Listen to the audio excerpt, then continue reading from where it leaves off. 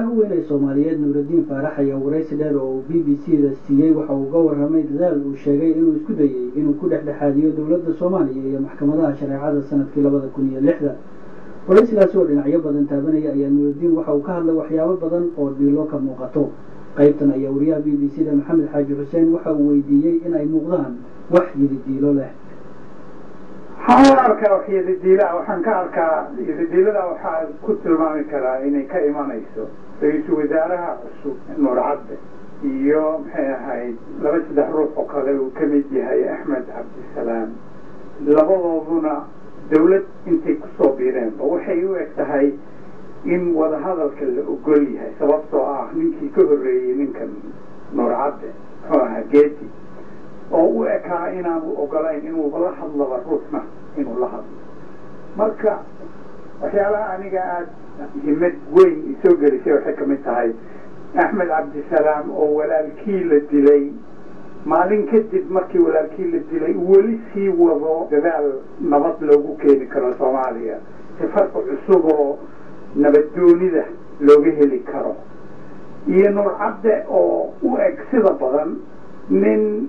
isku dayaya in uu nabad kamira dhalo wada hadal la isugu keeni karo dadka iskhilaafsan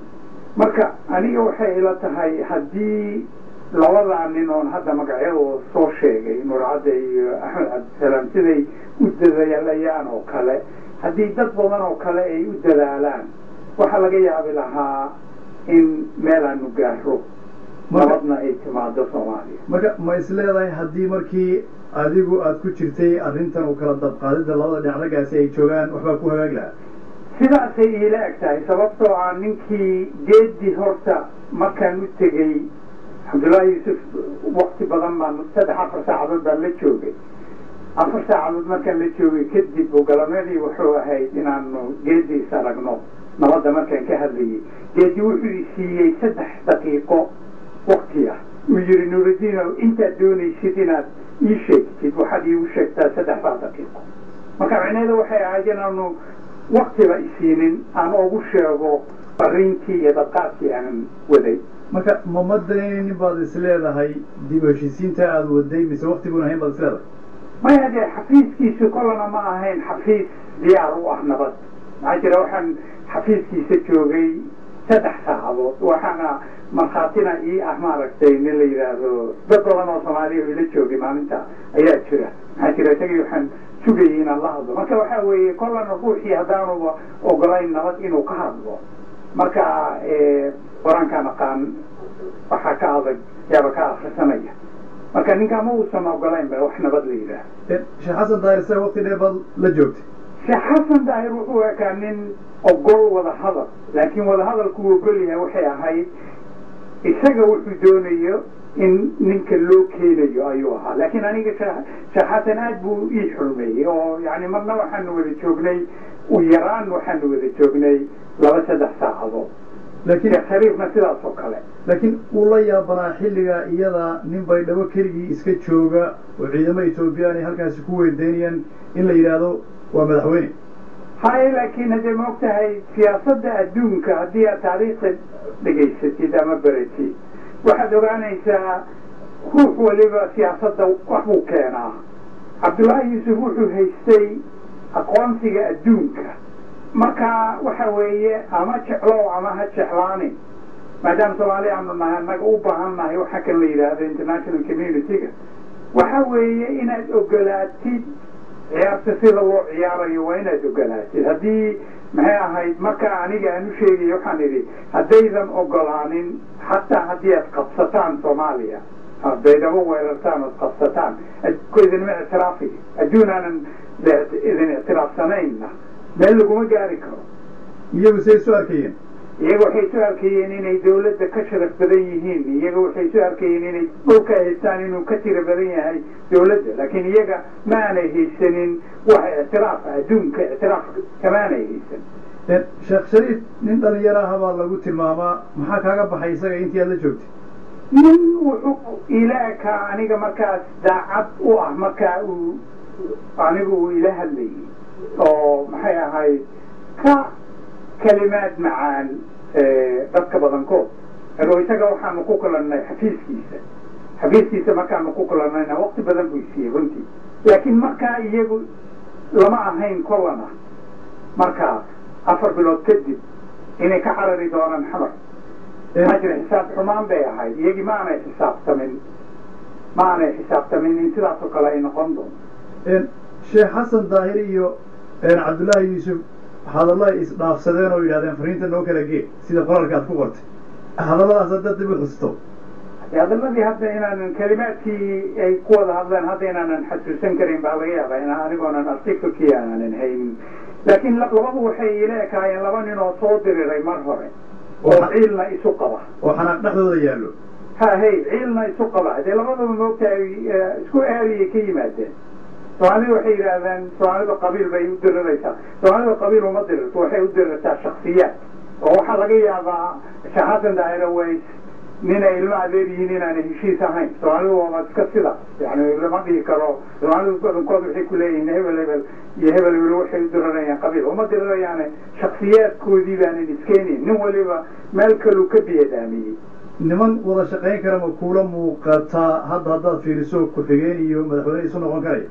haddii ay u danaynayaan soomaali ay run ka tahay inay soomaali u danaynayaan oo wada shaqayn kara maxaa jira waxa weeye waxau ruuxii fadilayaa wanaagga soomaalinimada ayuu wuxuu ka fadilayaa wanaagga shaksiga ah laakiin haddee maogtahay sheekadiiba waxay ku soo gaabanaysaa cabdullaahi yuusuf waktigiisii waa soo dhowya oo waxba uma harin marka haddaanay waxba u harin cabdullaahi yuusuf isagiina uu leeyahay waxba iima harin dee bunta wuxuu keeni karaanan ogeyn haddaad xisaabtantid war shino haddii statisticska aada xisaabtid wax waliba waa statistics xisaabaad weeye maogtahay inta soomaaliya oo ku beribaashay oo ku dhimatay oo ku maaragtay dhaawacantay ayaa waxay ooga tiro badan yihiin si fooqal caqli ah inta ethoobiyankoo la dilay marka nin hadduu yidhaahdo aniga ethoobiyaankan dilaya laakiin ethoobia hal ethoobiyaana markii la dilayo 200 oo soomaaliya yay faa'iido u tahay warkaas xisaab weeye maogtahay marka waxa jira ood ku aragtooda istiri dadkani waxa weeyaan waxaan la sheegay reer galbeedka waxaad ugu maqlaatay furto ma arag markaa dambe baa la ii sheegay oo la yidhi sidaasaa jirta laakiin farqi u dhaxeeyo maogtahay qolyaha kan maxaakiimtu waa kala duwanaayeen iyaga lasado oo dad waxaa jiray nin la yidhaahdo cali cabdiraxmaan xirsi doctor cali cabdiraxmaan xirsi oo article aad iyo aad u wanaagsan ka qoray maxaakiimta iyo sida markay yimaadeen iyo inta maaragtay ka baxeen kadib ayuu yahay articlekaa ruux waliba inuu akriyo muxuu ku yidhina artikelkaasi wuxuu yidhi waxaa waajib ku ah soomaali oo dhan inaanu ku mahad celinno maxay ahayd maxaakiimta inay ka takhalluseen qabqablayaashii waxaa waajib ku ah dawladda iskumeelgaalka ah iyada lafsadeedu inay ka faa'iidaysatay jiritaanka maxkamadaha maxaa jira jiritaanka maxkamadaha ayaa waxay suuro gelisay in laga adkaado qabqablayaashii laakiin midda cali cabdiraxmaan xirsi uu ku sheegaya artikelkiisa waxaa weeye in maxkamaduhu aanay keenin structurekii ka dhigi lahaa iyaga dawlad markay joogeen xamar yani haddii administration ay samayn lahaayeen haddii ay wixii bureaucratiga ahaa ay samayn lahaayeen haddii iyaga lafsadoodu ay lahaan lahaayeen hal af oo hadla aanay lahaan lahaayeen intaasoo sheekh oo hadlayo mid waliba wax kale sheegayo haddii aanay iyaga lafsadooda waktiga ku dhumin lahaayeen maxay ahayd janeeme xirid iyo kubad caruur ciyaaraysa oo la yidhaahdo ma dacwan karaysaan iyo musican ma dhegaysan karaysaan haddaanay ku dhimin lahayne ay u dadaali lahaayeen ama structurekii dawlad ahaan ay samayn lahaayeen sheekada haddii wax kale ahaan lahay nuuruddin seed u aragtaa maraykanka iyo howlaha isagu soomaaliya uu ka wada hadda dee qoomamo weeyo horta midda u horreysa annaga inaanu nahay dad aanan wax xooga aanan lahayn qowlkanagana waxaanu nidhaahdana aanan la dhegaysanaynin sharaf darrida annaga hadda aanu ku nool nahay sababta waxaa u ah dadka kan aanan heshiinayn dadkan hadday heshiin lahaayeen annaga dawlad aanu ahaan lahayn xataa haddii dawlad daciifa ay tahay dawladda waa la dhegaysan lahaa etoobiya waa soo gashay adduunkii waxba kama qaban maraykanku mar alaali markay damcaan ayay meel weeraraan faransiisku waa isagii weeraray xeebta puntland waa isagii weeraray kenya markay damcday xeertaa xuduudka markay damcday soo gashaa marka annagii waxaanu noqonnay dad aanan dawlad u hadasha aanan jirin maxaa kugu xanuun badan hadda markii aad dibadahan marayso ninkaa qoraaga baa tahay oo intaasoo kun maalin walba la hadlaya maxaa kugu xanuun badan oo nuuraddiinow arrimaha soomaaliya ku xanuujiya waxay xanuujiye waxa weeye in wax aanu ka tari karayno waxyaalaha kan aanan jirin ilaa nabad ay ka dhalanayso soomaaliya nabadda dhalashadeedana waxay ku xihan tahay dadka wada hadlaya